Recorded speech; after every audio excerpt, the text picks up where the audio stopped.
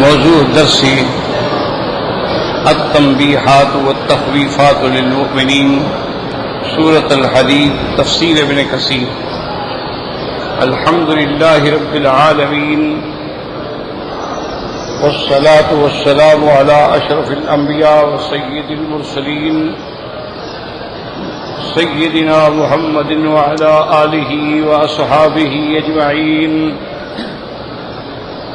اللهم صل على سيدنا محمد وعلى آل سيدنا محمد كما صليت على إبراهيم وعلى آل إبراهيم في العالمين إنك حميد مجيد۔ أعوذ بالله من الشيطان الرجيم، بسم الله الرحمن الرحيم۔ ألم يأن للذين آمنوا أن تخشع قلوبهم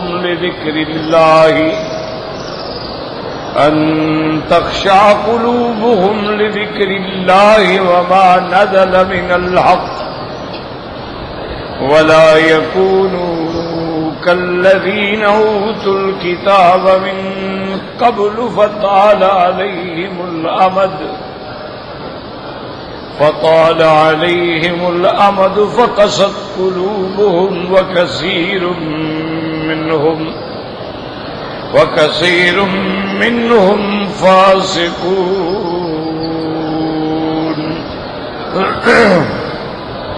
اعلموا أن الله يحيي الأرض بعد موتها، قد بينا لكم الآيات لعلكم تعقلون۔ قال المؤلف والمفسر رحمه الله تعالى أدام النفع بعلومه وعلومكم في الدارين آمين، إلى أن قال يقول تعالى أما آن للمؤمنين أن تخشع قلوبهم لذكر الله، أي تلين عند الذكر والموعظة وسماع القرآن وتفهمه وتنقاد له وتسمع له وتطيعه۔ اللہ تبارک و تعالی ان آیات میں ارشاد فرماتی ہیں کہ اما آنا، کیا مومنوں کے لیے وہ وقت نہیں قریب آیا، ان تخشع قلوبہم لذکر اللہ، اللہ کے ذکر کے لیے ان کے دل جو ہیں وہ نرم ہو جائیں۔ اے تلین عند الذکر، جب اللہ کا ذکر ہو تو ان میں رقت ہو، موعظت کے وقت میں اور قرآن کے سننے کے وقت میں۔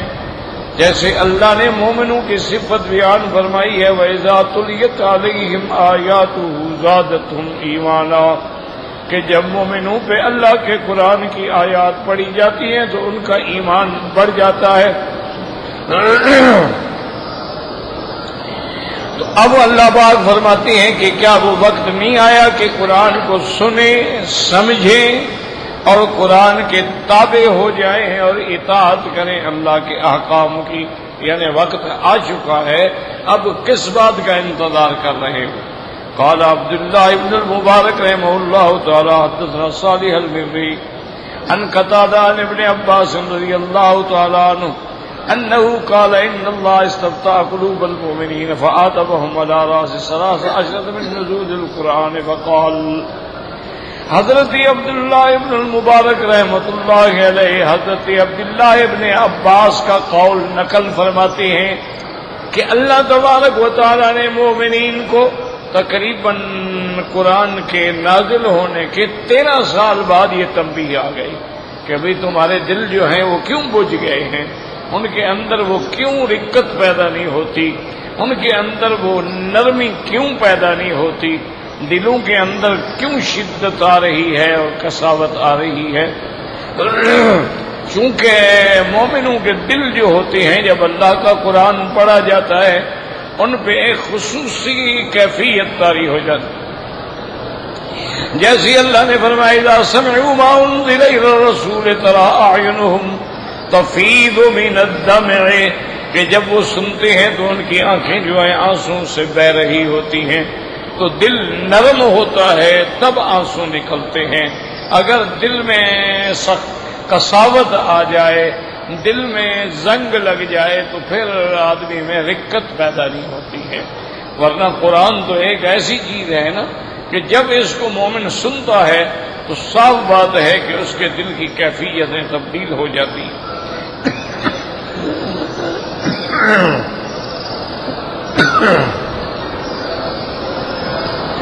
وقال ألم يأن للذين آمنوا أن تخشع قلوبهم لذكر الله الآية. رواه ابن أبي حاتم بن الحسن بن محمد بن السباع حسين المروزي بن المبارك به ثم قال هو ومسلم حدثنا يونس بن عبد الأعلى قال أخبرنا ابن وهب قال أخبرني عمرو بن الحارث عن سعيد بن هلال يعني الليثي أن عون بن عبد الله عن نبيه أن ابن مسعود رضي الله تعالى عنه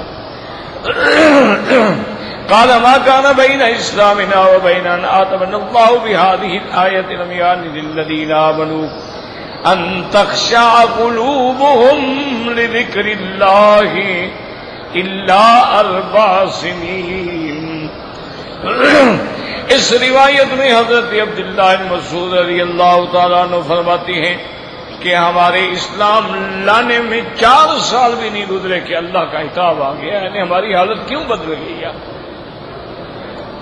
وہ پہلے والی کیفیت جو ہے وہ کیوں پیدا نہیں ہوتی؟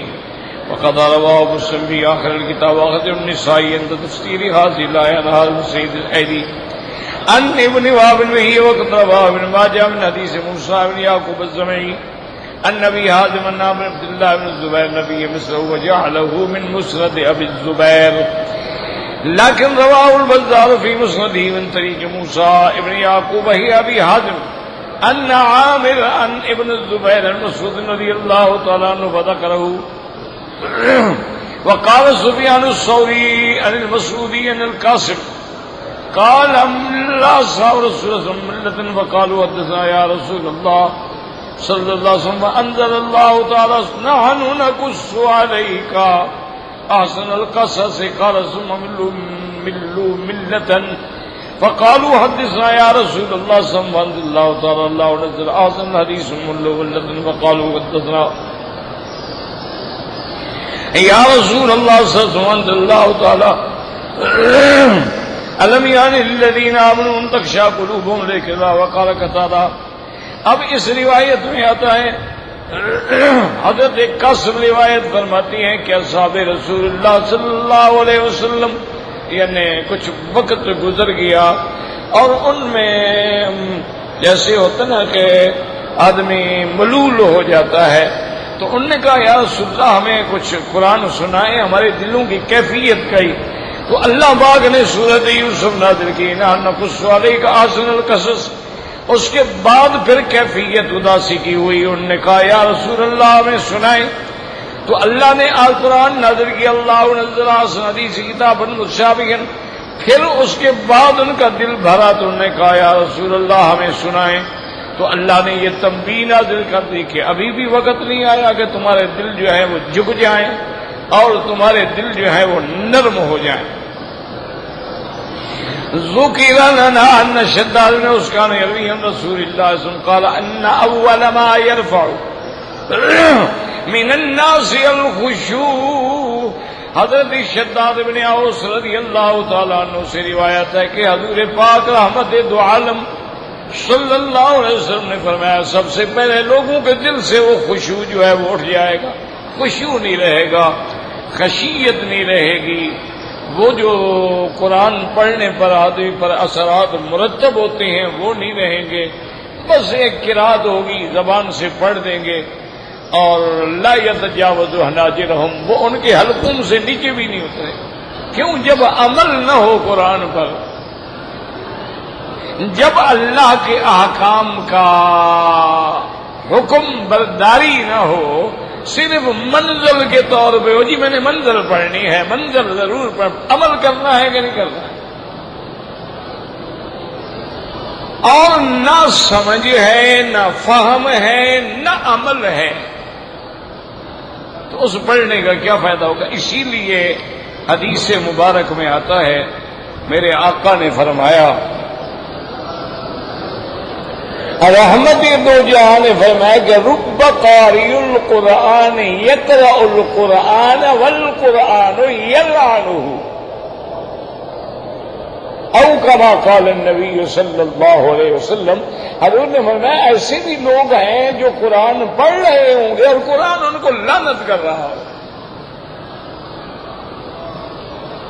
صحابہ حیران ہو گئے، انہوں نے کہا یا رسول اللہ صلی اللہ علیہ وسلم، قرآن پڑھنے سے تو اللہ کی رحمت آتی ہے، تو یہ بات ہمیں سمجھ نہیں آئی کہ قرآن پڑھ رہے ہیں اور قرآن آپ نے فرمایا دیکھو قرآن مقدس میں یہ ہے کہ لعنت اللہ علی الکاذبین، جھوٹے پہ اللہ کی لعنت یہ ہے۔ انہوں نے کہا جب قرآن پڑھ رہا ہے جھوٹ بھی بولتا ہے تو لعنت قرآن کر رہا ہے کہ نہیں کر رہا ہے؟ قرآن میں ہے کہ لعنت اللہ علی الظالمین، اللہ ظلم کرنے والوں پہ لعنت فرماتے ہیں۔ وہ ظالم ہے، ظلم بھی کرتا ہے، قرآن پڑھ رہا ہے تو قرآن تو اس کو لعنت کر رہا ہے۔ اسی لیے خود قرآن کہتا ہے یضل بہ کثیرا ویہدی بہ کثیرا، اس قرآن سے کئی گمراہ ہو گئے اور کئی لوگوں کو ہدایت مل گئی۔ یعنی اگر آپ نے عمل نہیں کیا ہے تو گمراہی ہو گئی، وہ تو اور نافرمانی ہو گئی۔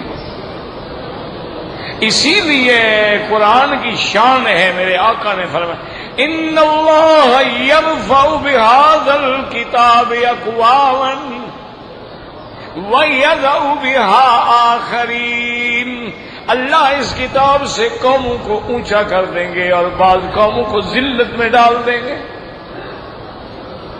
یعنی جنہوں نے قرآن کو پڑھا اور قرآن کو پکڑ لیا اور قرآن پہ عمل کیا، اللہ ان کو اونچا کر دے۔ اسی لیے ایک دفعہ گورنر مکہ جو ہیں اس زمانے خلافت سیدنا عمر میں رضی اللہ عنہ، وہ آئے مدینہ منورہ، حضرت عمر نے بلایا تو حضرت عمر رضی اللہ تعالی عنہ نے پوچھا کہ من والیت علی اہل مکہ تھا، تم تو آ گئے لیکن مکے میں اپنا نائب گورنر کس کو بنایا؟ تو انہوں نے کہا کہ امیر المومنین ابن ابزہ کو میں نے بنایا ہے۔ انہوں نے کہا ابن ابزہ من الموالی، وہ تو غلام قوم میں سے ہے، وہ تو موالی میں سے ہے۔ تم نے موالی میں سے ایک بندے کو مکے والوں کا حاکم بنا دیا ہے۔ تمہیں پتہ نہیں مکے والے کون ہیں؟ اہل مکہ تو اہل اللہ، وہ تو اللہ کے گھر والے ہیں، جو جس کے گھر میں رہتا ہے اسی کے گھر والا ہوتا ہے نا، وہ اللہ کے گھر میں رہتے ہیں تو وہ تو اہل اللہ ہیں۔ حضرت نے عرض کیا، اس نے کہا امیر المومنین آپ ناراض نہ ہوں، میرے معلومات میں اس وقت سب سے زیادہ قرآن جاننے والا، سمجھنے والا، بیان کرنے والا ابن ابزہ ہے۔ تو حضرت عمر رو پڑے اور فرمایا صدق رسول اللہ، آپ نے فرمایا میرے محبوب نے سچ کہا تھا، دیکھو آج اللہ نے غلاموں کو قرآن کی وجہ سے اونچا کر دیا کہ جو غلام تھے آج اونچے ہو گئے۔ تو اس لیے ہمیشہ یاد رکھیں کہ قرآن پاک پڑھنے سے اس میں کوئی شک نہیں ہے، ہم اگر صرف تلاوت بھی کرتے ہیں تو ہمیں ثواب ملتا ہے، لیکن اگر تلاوت کے ساتھ سمجھ بھی رہے ہوں، سمجھ کے ساتھ عمل بھی ہو تو نجات تو تب ہوگی۔ اگر پڑھ بھی رہے ہیں اور سمجھ بھی رہے ہیں اور پھر مخالفت کر رہے ہیں، اب دیکھو نا جی، قرآن پاک نے کہہ دیا کہ سود حرام ہے، اگر ہم قرآن بھی پڑھ رہے ہیں سود بھی کھا رہے ہیں، سودی کاروبار بھی کر رہے ہیں، بڑی بڑی ملیں بھی چل رہی ہیں اور سارا معاملہ سود پہ ہے، قرآن بھی ماشاءاللہ منزل پڑھتے ہیں جی فجر کی نماز کے بعد، وہ جی ایک پارا منزل ہے ان کی، ماشاءاللہ منزل کس منزل پہ لے جائے گی تمہیں؟ قرآن بھی ہم پڑھ رہے ہیں اور رشوت بھی کھا رہے ہیں، قرآن بھی ہم پڑھ رہے ہیں اور نعوذ باللہ ہمسائے کی لڑکیوں پہ نظر بھی رکھے ہوئے ہیں، قرآن بھی پڑھ رہے ہیں اور بے پردگی بھی کر رہے ہیں، قرآن بھی پڑھ رہے ہیں اور اپنی بیگمات کو لے کے شام کو ماشاءاللہ سمندروں کے کنارے پہ جا کے ہلا گلا بھی کر رہے ہیں۔ کیا مطلب ہے قرآن پڑھنے کا؟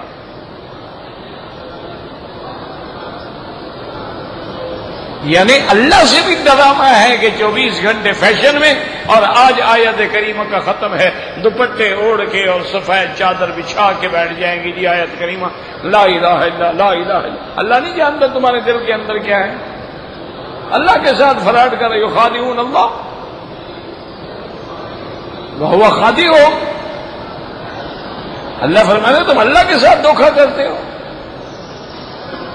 جب تم نماز ہی نہیں پڑھتے، نہ نماز ہے، نہ روزہ ہے، نہ حج ہے، نہ زکوٰۃ ہے، نہ حیا ہے، نہ شرم ہے، بال کھلے ہوئے ہیں، سر ننگا ہے، اعلان چینل پہ بیٹھے ہیں بکواس کر رہے ہیں، اور پھر کہتے ہیں ماشاء اللہ جی ہم تو بالکل مسلمان اور پکے مسلمان ہیں۔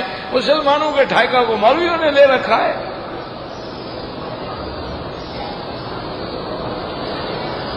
یہ مولوی کون ہیں ہمیں فاسق فاجر اور کافر بنانے والے؟ یاد رکھو، ایک لفظ یاد رکھ لو ہمیشہ کے لیے، مولوی یا عالم یا علماء کافر بناتے نہیں، بتلاتے ہیں۔ بات سمجھو، مولوی کافر بناتا نہیں، بتلاتا ہے۔ اچھا میں آپ سے پوچھتا ہوں، جو حضور کا منکر ہو مسلمان ہے کافر؟ ہاں جی، تو اب تو تم بھی کافر بنا رہے ہو۔ جو ختم نبوت کا منکر ہے وہ کیا ہے؟ جو قرآن کا منکر ہے، جو معجزات محمد مصطفیٰ کا منکر ہے، جو حدیث کا منکر ہے، جو جنت جہنم کا منکر ہے، وہ کیا ہے؟ تو اب تم بھی کافر بنانا شروع ہو گئے، فیکٹری بن گئی کافروں کی۔ یاد رکھو، کوئی کسی کو کافر نہیں بناتا، بتلاتا ہے کہ اگر تمہارے اندر یہ اعمال آ گئے تم کافر ہو، اگر یہ اعمال آ گئے منافق ہو، اگر یہ اعمال آ گئے فاسق ہو، اگر یہ اعمال آ گئے فاجر ہو۔ وہ بتلاتا ہے، بنانے کی کسی کو کیا طاقت ہے؟ کوئی کسی کو کافر بنا دے؟ یہ تو الزام ہوتا ہے جی مولوی کا تو کام ہی یہی ہے نا، یہ کافر اور یہ کافر اور یہ کافر اور یہ کافر۔ یہ الزام نہیں، بات کو سمجھا کریں، صرف لفاظی میں نہ آ جایا کریں۔ تو اس لیے اب آپ دیکھیں کہ قرآن کی شان یہ ہے کہ قرآن جب پڑھا جائے تو تمہارے دل جو ہے جھک جائیں۔ وَقَوْلُهُ تَبَارَكَ وَتَعَالَى وَلَا يَكُونُوا كَالَّذِينَ أُوتُوا الْكِتَابَ مِنْ قَبْلُ فَطَالَ عَلَيْهِمُ الْأَمَدُ فَقَسَتْ قُلُوبُهُمْ نهى الله تعالى المؤمنين أن يتشبهوا بالذين حملوا الكتاب من قبلهم۔ اللہ تنبیہ فرما رہے ہیں کہ تم بھی یہود و نصارہ کی طرح نہ بن جانا۔ لما تطاول عليهم الأمد بدلوا كتاب الله الذي بأيديهم واشتروا به ثمنا قليلا ونبذوا وراء ظهورهم، کہ ان لوگوں پر جب مدت گزر گئی حضرت موسیٰ علیہ السلام کی وفات کو، مدتوں کے بعد اب انہوں نے کیا کیا؟ بدلوا کتاب اللہ، اللہ کی تورات کو بدل ڈالا، اور اللہ تبارک و تعالیٰ کے آیات کو بدل کے پیسے حاصل کر کے فتوے بدل ڈالے، اور اللہ کے احکام کو پس پشت ڈال دیا۔ وَأَقْبَلُوا عَلَى الْآرَاءِ الْمُخْتَلِفَةِ وَالْأَقْوَالِ الْمُتَفِقَةِ، اور مختلف آراء پیدا کی، گھڑے ہوئے اقوال پر چل پڑے۔ وَقَلَّدُوا الرِّجَالَ فِي دِينِ اللَّهِ وَأَخَذُوا أَحْبَارَهُمْ وَرُهْبَانَهُمْ أَرْبَابًا مِّن دُونِ اللَّهِ، اللہ کے دین کو چھوڑ کے اپنے احبار، اپنے ان کے جو عالم اور صوفی ان کے پیچھے چل پڑے، اور ان کو بھی اللہ کے سوا ربوبیت کے درجے پہ بٹھا دیا۔ فَإِنَّ ذَلِكَ قَسَتْ قُلُوبُهُمْ فَلَا يَقْبَلُونَ مَوْعِظَةً وَلَا تَلِينُ قُلُوبُهُمْ بِوَعْدٍ وَلَا وَعِيدٍ۔ ان حالات میں پھر ان کے دل جو تھے وہ سخت ہو گئے، اب ان پہ نہ کوئی وعد اثر کرتا ہے نہ وعید اثر کرتا ہے۔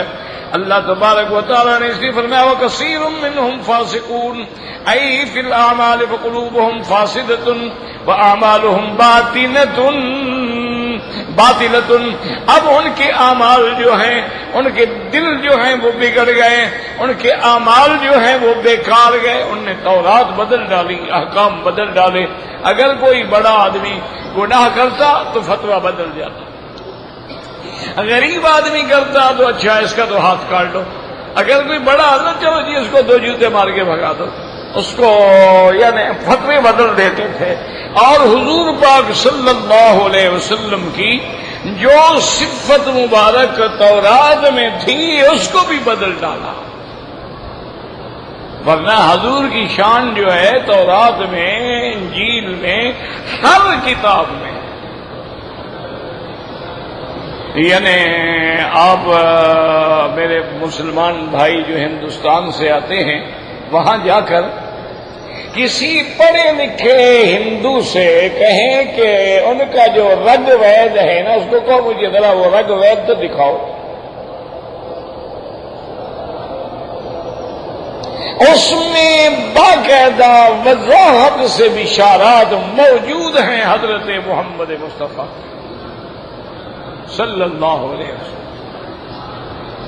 یعنی بالکل وہ منظر موجود ہے کہ کہاں پیدا ہوں گے، جیسے تورات میں تھا نا کہ مولدہ مکہ، مکے میں پیدا ہوگا، وہ مہاجرہ یثرب، اور مدینہ منورہ میں ہجرت کرے گا، وَأَنَّهُ يَقْبَلُ الْهَدِيَّةَ، ہدیہ قبول فرمائیں گے، وَلَا يَأْكُلُ مِنَ الصَّدَقَةِ، صدقے کا مال نہیں کھائیں گے، بَيْنَ كَتَفَيْهِ عَلَامَةٌ، اور آپ کے 2 کندھوں کے درمیان میں ایک مہر کی علامت ہوگی۔ اور حضور کی اتنی وضاحت لکھی تھی کہ جب آپ چلیں گے تو ایسے معلوم ہوگا جیسے اوپر سے نیچے اتر رہے ہیں، اور جب آپ لاکھ آدمی میں کھڑے ہو جائیں سب سے اونچے نظر آئیں گے۔ اچھا، حالانکہ حضور کا قد مبارک لمبا نہیں تھا، یاد رکھو، حضور کا قد مبارک جو ہے، جنہوں نے حلیہ بیان کیا ہے میرے مدنی پاک کا، وہ فرماتی ہیں کہ اس میں طول فاحش بھی نہیں تھا، یعنی اتنا لمبا بھی نہیں تھا کہ برا لگے، اور اتنا چھوٹا بھی نہیں تھا کہ چھوٹا نظر آئے، معلوم ہوا کہ درمیانہ قد مبارک تھا، امت بھی درمیانی اور سرکار دو عالم کا قد مبارک بھی درمیانہ تھا۔ لیکن کمال موجودہ ہے کہ حضور مثلا لاکھ صحابہ میں کھڑے ہیں، سب سے اونچے نظر آتے،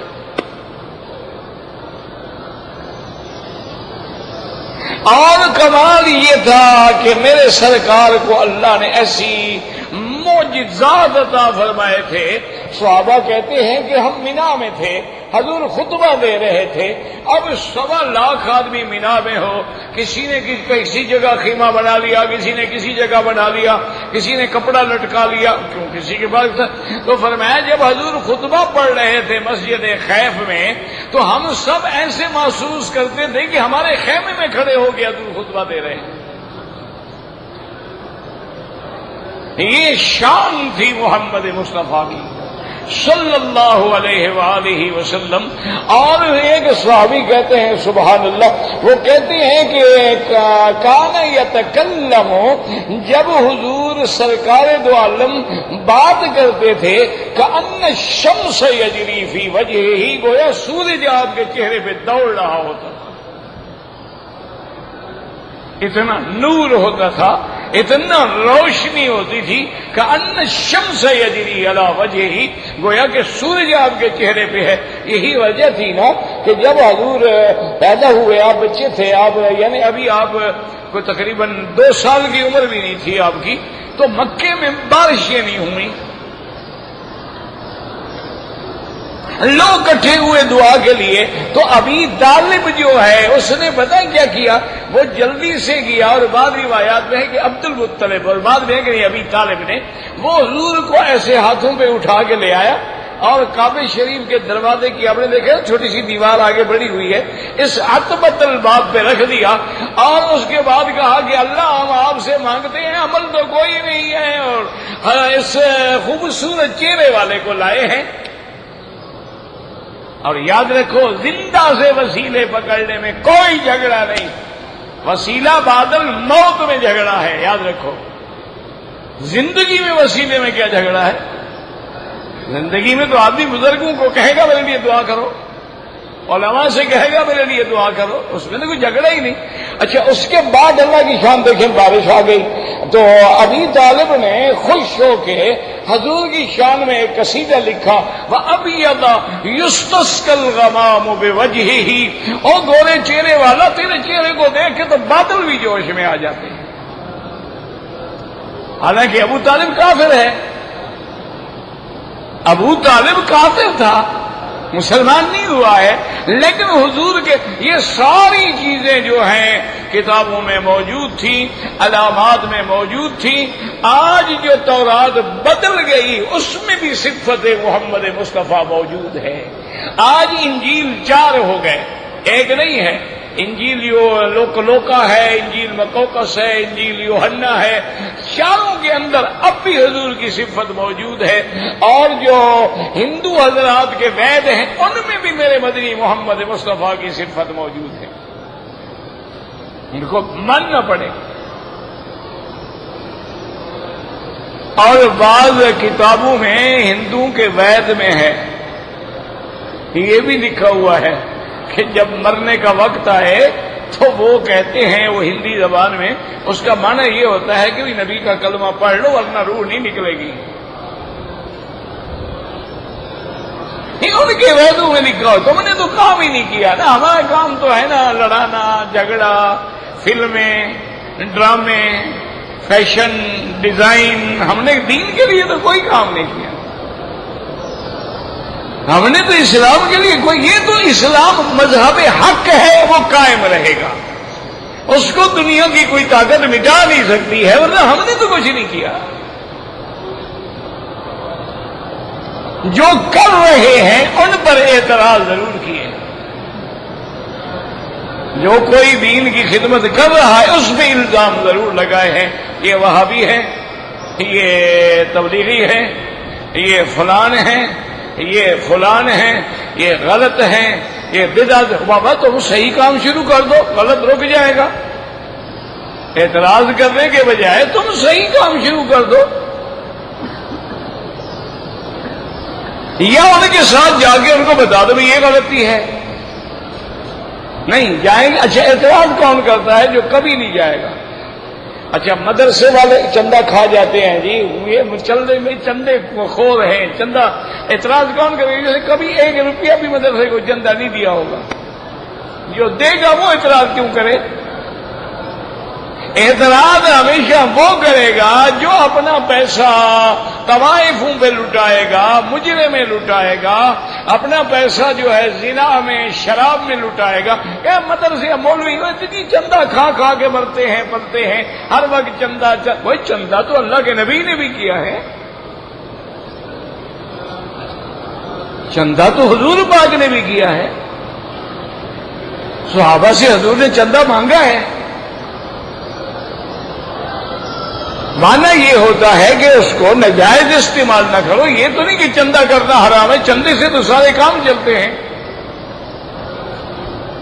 تو اس لیے اللہ پاک فرماتے ہیں کہ ان کے دل جو تھے نا سخت ہو گئے، وہ اپنے احباب و رہبان کے پیچھے چل پڑے، ان کو رب بنا لیا۔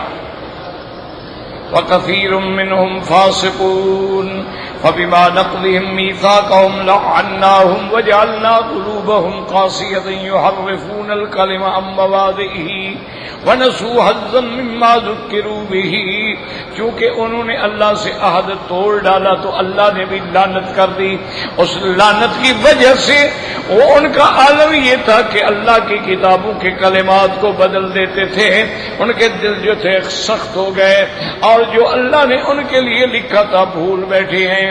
اے فسدت قلوبہم فقست وصار من سجیتہم، وہ بھول گئے، ان کی عادت ہو گئی تعریف الکلم عن مواضعہ، اللہ کے کلمات کو اس مقام سے بدل کے دوسری جگہ۔ وترکوا الاعمال التي امروا بها، اور عمل چھوڑ دیے جس کا اللہ نے ان کو حکم دیا تھا، وارتکبوا ما نہوا عنہ، اور ان چیزوں کا ارتکاب کیا جس سے اللہ نے منع کیا تھا۔ ولہذا نہى اللہ تعالی المؤمنین ان یتشبہوا بہم فی شیء من الامور الاصلیہ والفرعیہ، اللہ نے مومنوں کو تنبیہ فرمائی کہ خبردار تم بھی اہل کتاب کی طرح نہ ہو جانا، تم بھی اللہ کے قرآن کو نہ چھوڑنا، تم بھی اللہ کے قرآن کو نہ بدل دینا، تم بھی اللہ کے قرآن میں تحریف معنوی یا تحریف لفظی کا ارتکاب نہ کرنا۔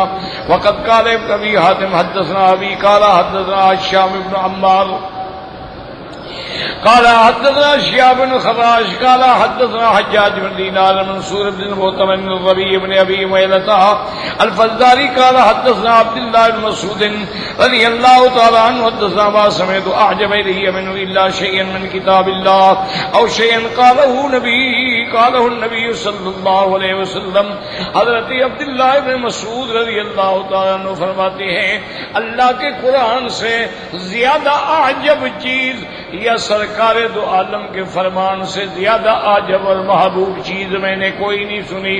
ان بنی اسرائیل لما طال علیہم الابد، بنی اسرائیل کا جب زمانہ پیغمبروں سے جدائی کا زیادہ ہو گیا، فقست قلوبہم، ان کے دل جو تھے وہ سخت ہو گئے، اختاروا کتابا من عند انفسہم، انہوں نے اپنی طرف سے تورات میں ڈال دیا، استاوت قلوبہم واستحلت السنتہم واستلذت، اور اپنی طرف سے حرام کو حلال کر ڈالا اور حلال کو حرام کر ڈالا۔ وکان الحق یحول بینہم وبین کثیر من شہواتہم وقالوا تعالوا ندعو بنی اسرائیل الی کتابنا ھذا، اب انہوں نے بنو اسرائیل کو اپنی اس کتاب کی طرف دعوت دی۔ فمن تابعنا علیہ ترکناہ ومن کرے ان یتابعنا قتلناہ، اور یہ بھی فیصلہ کیا جو ہماری اس کتاب کی پیروی کرے گا ہم اس کو چھوڑ دیں گے، اور جو انکار کرے گا ہم اس کو قتل کر ڈالیں گے۔ ففعلوا ذلك وكان فيهم رجل فقيه، انہوں نے ایسا کیا، ان کے اندر ایک آدمی سمجھدار تھا۔ فلما رأى ما يصنعون عمد الى ما يعلم من كتاب الله وكتبوا في شيء لطيف ثم ادرجه، اس نے ایسا کیا کہ اللہ کی کتاب میں سے کچھ چیزیں جو تھیں وہ لکھ ڈالی۔ فجعلوا في كتب ثم علق ذلك الكتب في عنقه، فلما اكثر القدر قال بعضهم لبعض يا هؤلاء انكم قد افشيتم القدر في بني اسرائيل فادعوا فلانا فعرضوا علیہ کتابکم، انہوں نے یہ کیا کہ اس کو اللہ کی تورات کے احکام کو لکھ کے اپنے اندر گلے کے اندر ڈال لیا۔ اس کے بعد انہوں نے کہا کہ اے لوگو تم نے بنو اسرائیل میں قتل عام کر دیا ہے، فلاں آدمی کو بلاؤ، اس پر تم اپنی کتاب جو ہے پیش کرو۔ وَإِنَّهُ إِن تَابَكُمْ فَسَيُتَابِعُكُمْ بَقِيَّةُ النَّاسِ وَإِنْ أَبَىٰ فَاقْتُلُوهُ، اگر وہ بندہ تمہاری اتباع کر لے تو سارے لوگ تمہارے پیچھے چل پڑیں گے، اگر وہ انکار کرے تو اس کو قتل کر دو۔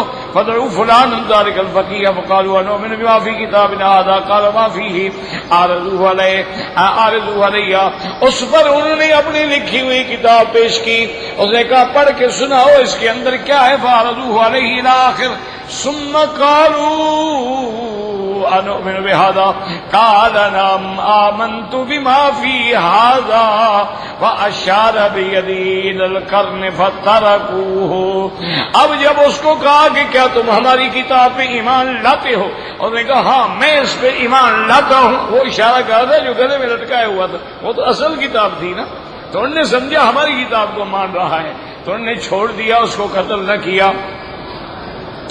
فلما مات فتشوا وجدوه معلقا ذلك الكلم فيما يرى من كتاب الله وقال بعضهم لبعض يا هؤلاء ما كنا نسمع هذا أصابه فتنة فافترقت بنو إسرائيل على 72 ملة۔ اب اس کے مرنے کے بعد جب یہ راز کھلا، اب بنی اسرائیل میں پھر اختلاف ہوا، تو وہ تقریباً اس دور میں جو تھے تقریباً 72 فرقہ بن گیا۔ وخیر منهم ملة ثابت القرن، اور ایک وہ جماعت تھی جو اس حق والے بندے کے تابع ہو گئی۔ قال ابن مسعود انکم اوشک بکم ان بقیتم وبقی من بقی منکم ان تروا امورا تنکرونها لا تستطيعون لها غیرا فَبِحَسْبِ الْمَرْءِ مِنْكُمْ أَنْ يَعْلَمَ اللَّهُ مِنْ قَلْبِهِ أَنَّهُ لَهَا كَارِهٌ۔ حضرت ابن مسعود نے فرمایا کہ اے لوگو، وقت آئے گا، زمانہ آئے گا، تم ایسی ایسی چیزیں دیکھو گے جو بالکل منکرات ہوں گی، اگر کچھ بھی نہ کر سکو تو ان کو غلط سمجھنا، یعنی دل میں ان کی برائی کرنا اور ان باتوں سے دور رہنا۔ تو یہ باتیں جو تھی بنو اسرائیل میں تھیں اور اب ہمارے اندر بھی آ گئی۔ وروى ابو جعفر الطبري حدثنا ابن حميد قال حدثنا جرير بن ابي ماشر بن ابراهيم قال جاء ادريس بن يعقوب الى ابن مسعود وقال يا ابا عبد الله هلك من لم يعرف المعروف وينهى عن المنكر، فقال عبد الله هلك من لم يعرف قلبه معروفا وينكر قلبه منكرا۔ ادریس آیا، اس نے کہا کہ حضرت عبداللہ ابن مسعود سے کہا کہ یا عبداللہ، وہ لوگ ہلاک ہو گئے جو بھلائی کا حکم نہیں کرتے اور برائی سے منع نہیں کرتے۔ حضرت عبداللہ نے فرمایا ہاں، وہ بھی ہلاک ہو گئے جو دل میں معروف کو معروف نہیں سمجھتے اور منکر کو منکر نہیں سمجھتے۔ ان بنی اسرائیل لما طال علیہم الامد وقصت علیہم قلوبہم اخترعوا کتابا بین ایدیہم وارجلہم استحوته قلوبہم واستحلته السنتہم۔ بنو اسرائیل نے خود کتاب بنا ڈالی، وقالوا نعرض من بني اسرائيل هذا الكتاب فمن آمن به تركناه ومن كفر به قتلناه وقال رجال منهم کتاب اللہ فی کرن سبجال کرن بین صندوقی ہے، اس نے اندر کرن لٹکایا، اس کے اندر صحیح قرآن لکھا تھا۔ فلما کہ تو نے ادا قال آمنت به ويؤمن القرآن بین صندوقی وما لي لا اؤمن بهذا الكتاب خير من المدي وملة صاحب القرن۔ قوله تعالى اعلموا ان الله يحيي الارض بعد موتها قد بينا لكم الآيات لعلكم تعقلون۔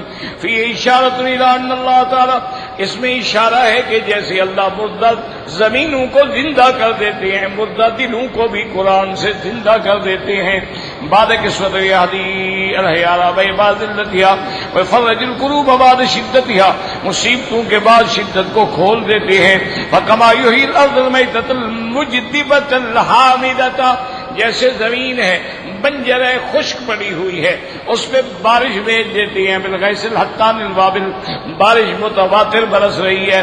کذالک یہدی القلوب القاسیۃ ببراہین القرآن، اسی طرح اللہ دلوں کی مردگی کو بھی قرآن کے دلائل سے زندہ کر دیتے ہیں۔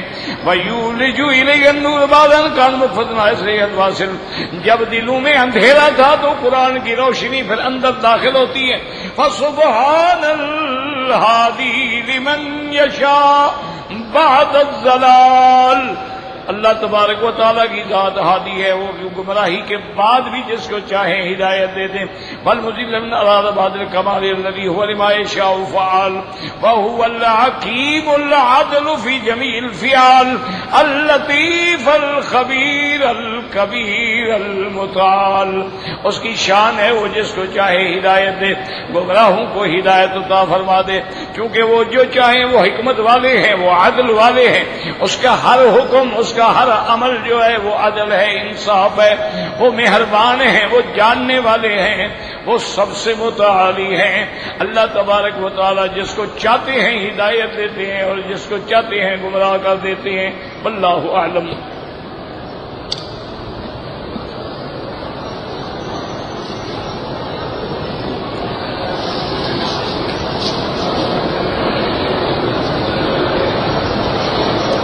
کہتے جی کہ میری بیوی کو ایام حیض کی عادت جو ہے وہ ہمیشہ 7 دن تھی، اب 14 دن ہو گئے ہیں، پھر بھی خون کا دھبا لگ جاتا ہے۔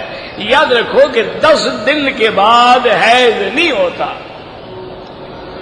ایک بات ہمیشہ یاد رکھو، اقل المدت حیض کی کم سے کم مدت 3 دن ہوتی ہے اور زیادہ سے زیادہ 10 دن ہوتی ہے۔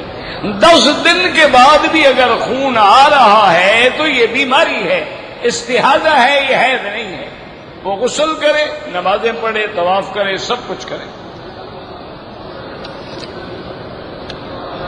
مسجد نبوی میں 40 نمازوں کے بارے میں ایک حدیث مبارک میں آتا ہے کہ جو بندہ 40 نمازیں اس طرح پڑھے کہ اس کی کوئی جماعت مسجد نبوی سے قضا نہ ہو تو کتب لہ براءۃ من النفاق، اللہ اس کو نفاق کی بیماری سے بری کر دیتے ہیں. اور ایک حدیث میں ہے براءۃ من النار، اس کو جہنم سے بری کر دیتے ہیں. حدیث ضعیف ہے، لیکن یاد رکھو فضائل اعمال میں ضعیف حدیث جو ہے وہ محدثین کے نزدیک حجت ہوتی ہے. یاد رکھو ایک ہوتے ہیں عقائد، ایک ہوتے ہیں احکام، ایک ہوتے ہیں فضائل. عقیدے کے اندر تو یا قرآن ہوگا یا حدیث صحیح ہو، احکام میں بھی حدیث صحیح ہوگی، لیکن فضائل کے اندر ضعیف حدیث بھی قابل حجت ہوتی ہے.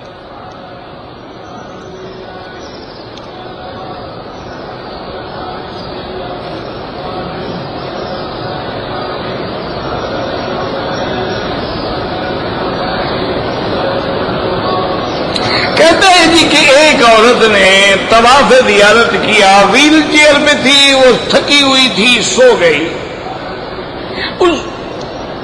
اسی حالت میں اس نے طواف کر لیا. پھر اٹھ کے جب بیدار ہو گئی تو پھر وضو نہیں کیا، لیکن طواف دوبارہ بھی کر لیا. تو طواف تو اس کا ہو گیا، طواف زیارت تو اس کا ادا ہو گیا، حج بھی مکمل ہو گیا، لیکن دم دے گی.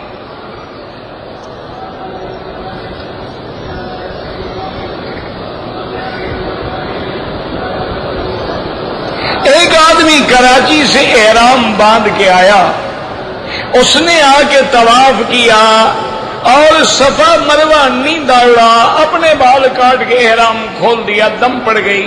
کیونکہ صفا مروہ جو ہے وہ عمرے میں واجب ہے، اور ترک واجب پر ایک بکری بطور دم دینی لازم ہوتی ہے.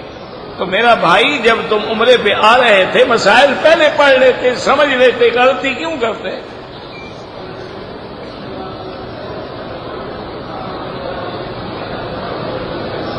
پتہ نہیں کہ ان الذی فرض علیک القرآن، ٹھیک ہے. تم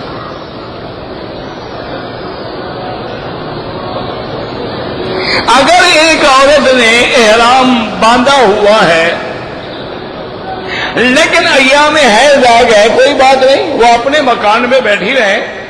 جس دن اس کا حیض ختم ہو جائے غسل کرے، کپڑے بدلے، آ کے اپنا عمرہ پورا کرے.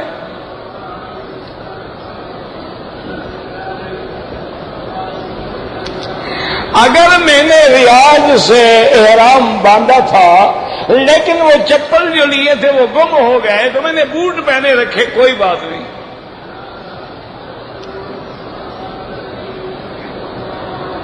پورے مکہ شہر جو ہے جہاں تک حدود حرم ہے وہ سارا مسجد الحرام ہے، اور جہاں بھی آپ نماز پڑھیں گے 1 کا لاکھ ملے گا. مسجد الحرام اسی 4 دیواری کا نام نہیں ہے، مسجد الحرام پورے حرم کا نام ہے. قرآن میں ہے نا انما المشرکون نجس فلا يقربوا المسجد الحرام بعد عامهم هذا. تو اس کا معنی یہ تھوڑا ہے کہ مشرک باب عمرہ کے دار کھڑا رہے، حد حرم میں اس کو روکا جائے گا. اور سب کو اللہ نے مسجد الحرام کہا ہے. اسی طرح فرمایا ذالک لمن لم یکن اہلہ حاضر المسجد الحرام. حج تمتع اور قران وہ کر سکتے ہیں جن کا بال بچہ مسجد الحرام میں نہ رہتا ہو. تو مسجد الحرام میں تھوڑا رہتے ہیں، مکے میں رہتے ہیں، تو سارا مکہ مسجد الحرام ہے.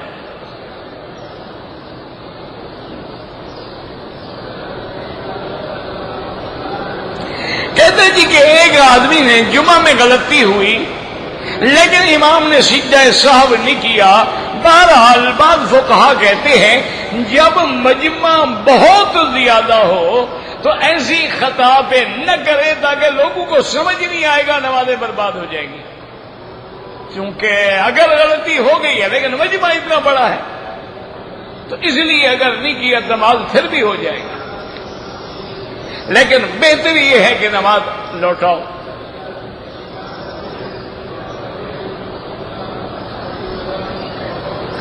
مجھے عشاء کے وتر کی تیسری رکعت میں بھول گیا، کیا پتہ نہیں کیا بھول گیا، 12 سورت بھول گیا، نہیں وتر نہیں ہوئے۔ اگر پیشاب کے بعد سفید قطرے آتے ہیں اس پہ غسل نہیں ہوتا ہے، وہ استنجا کافی ہے۔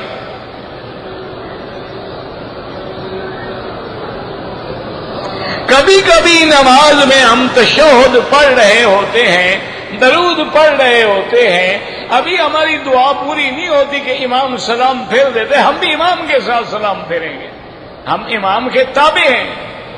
یہی تو ہم کہتے ہیں کہ امام کے بغیر گزارا نہیں۔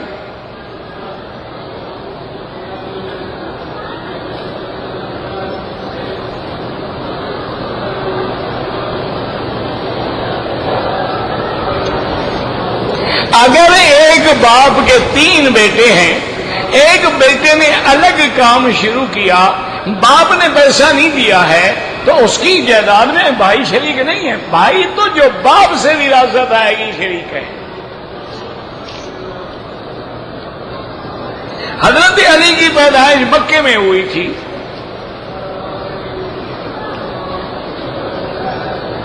والدہ کی طرح اللہ پاک ہر بیمار کو شفا دے۔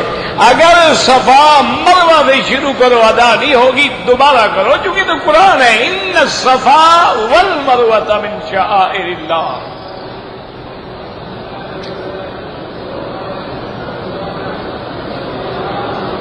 آپ یہاں حرم میں کیوں نہیں پڑھاتے؟ تو حرم میں تو پڑھا رہا ہوں، اور کہاں پڑھا رہا ہوں پتہ نہیں کیا لکھتے ہیں۔ کہتے ہیں جی کہ آج کل جو ہے پیر ہیں، بزرگ ہیں، مختلف سلسلے ہیں۔ میرا بھائی ایک بات یاد رکھو، اگر مرشد اتباع سنت والا ہے، اس کا لباس، اٹھنا بیٹھنا، بولنا چالنا، کھانا پینا سب تابع ہے حضرت محمد مصطفیٰ کے، وہ صحیح مرشد ہے، اس سے تعلق رکھیں۔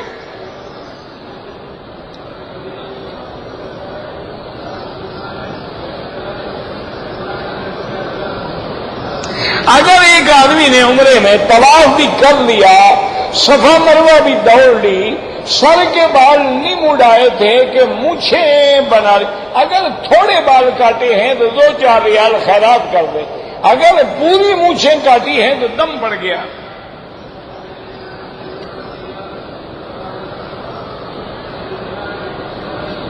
اللہ تبارک و تعالیٰ سے دعا کرے، میرے بچے تو ہوتے ہیں لیکن فوت ہو جاتے ہیں، اللہ آپ کو طول العمر اولاد عطا فرمائے۔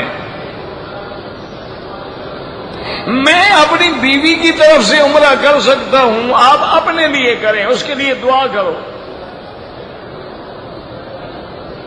اگر ایک آدمی نے 3 طلاقیں دی ہیں تو حنفی مسلک میں کوئی حل نہیں ہے جب تک کہ وہ کسی دوسرے آدمی سے شادی نہ کرے، پہلے خاوند پہ حلال نہیں ہو سکتی، اور تقریباً یہی جمہور کی رائے ہے۔ لیکن بعض علماء ایک مجلس کی طلاق ثلاثہ کو ایک کہتے ہیں، وہ جانے ان کا کام جانے، لیکن احناف کے نزدیک کوئی گنجائش نہیں۔ حرم پاک میں جوتے تبدیل ہو جاتے ہیں، لفافے میں بند کر کے اپنے پاس رکھو، کبھی تبدیل نہیں ہوں گے۔ بہرحال لوگوں کے نہ پہنو بغیر اجازت۔ حرم میں افضل عبادت طواف ہے، اگر طواف نہ کر سکو تو پھر نفل پڑھنا ہے، وہ بھی نہ کر سکو تو بیٹھ کے زیارت کرتے رہو، قرآن پڑھتے رہو۔ حرم کے اندر تصویر لینا، اندر لو یا باہر لو، تصویر لینے پہ لعنت ہے۔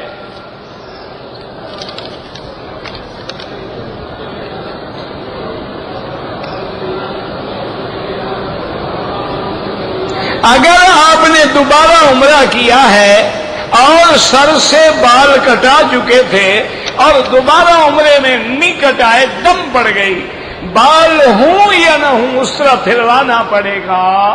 اس طرح پھرواؤ، جب تک نہیں پھرواؤ گے آپ احرام میں ہیں۔ احرام چادروں کا نام نہیں ہوتا۔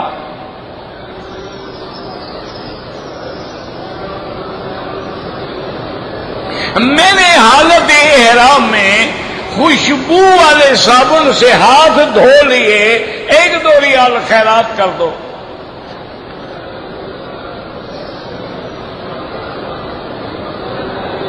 ہم مکہ سے مدینہ منورہ گئے، ہمارا سامان نہیں آیا تھا، ہم نے واپسی پہ احرام نہیں باندھا، عمرہ کرو اور دم بھی ادا کرو، یا فوراً میقات پہ جا کے عمرہ کر لو، یعنی مدینہ شریف دوبارہ چلے جاؤ یا طائف چلے جاؤ، عمرہ کر لو تو دم نہیں پڑے گا۔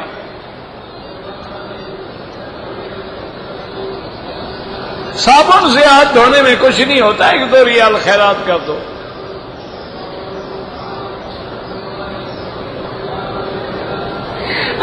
صبح کی نماز فرض جماعت کے ساتھ میں نے پڑھ لی، 2 رکعت سنت جو تھی وہ میں نے نماز کے بعد پڑھی ہے، بالکل ٹھیک ہے، کوئی بات نہیں۔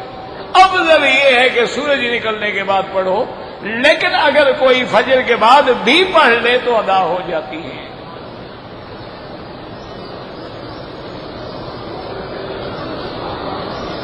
اگر میں عمرہ کر رہا تھا، احرام کے نیچے دوسرا تولیہ بھی باندھا ہوا تھا، کوئی بات نہیں۔ عذاب قبر جو ہے وہ حق ہے، عذاب القبر حق لا ينکرها الا ضال او مضل، ائمہ 4 کا اتفاق ہے، اور عذاب قبر قرآن سے بھی ثابت ہے، حدیث محمد مصطفیٰ سے بھی ثابت ہے، لیکن دعا کرو اللہ ہمیں بچائے۔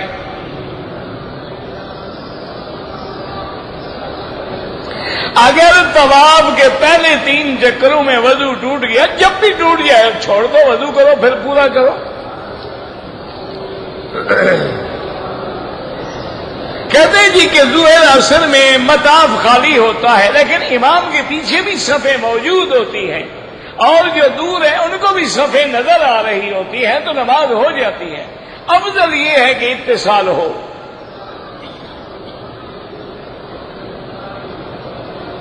کہتے ہیں جی کہ لوگ کہتے ہیں کہ مولوی صاحبان نے کالی مہندی لگانے کا فتویٰ دیا ہوا ہے۔ کس مولوی صاحب نے فتویٰ دیا؟ نام تو لے رہا، ایسے اپنی بیوی کو خوش کرنے کے لیے بدنام مولویوں کو کہہ رہے ہو۔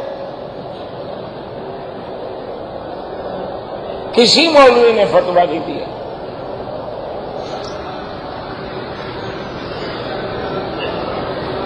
مسجد عائشہ سے عمرہ کرنا بالکل امام ابو حنیفہ رحمت اللہ علیہ اور امام شافعی رحمت اللہ علیہ کے نزدیک 100 عمرہ بھی کرو تو جائز ہے، لیکن حنابلہ رحمہ اللہ کہتے ہیں اگر عذر تھا، ضرورت تھی، نہیں کر سکا تو کرے، ورنہ نہ کرے۔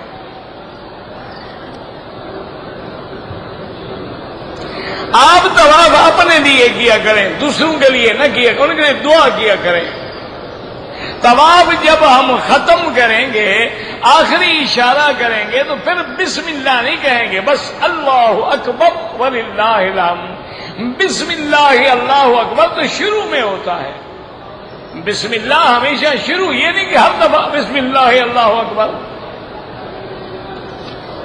میں نے دبئی سے آیا ہوں 2 دن کے لیے، میری بیوی حیض کی حالت میں ہے، عمرہ نہیں کیا، دم پڑ گئی، لازم عمرہ بھی اس کو قضا کرنا پڑے گا۔ ربنا تقبل منا انك انت السميع العليم، اللهم اجعل لنا وللمسلمين من كل هم فرجا ومن كل ضيق مخرجا ومن كل بلاء عافيا۔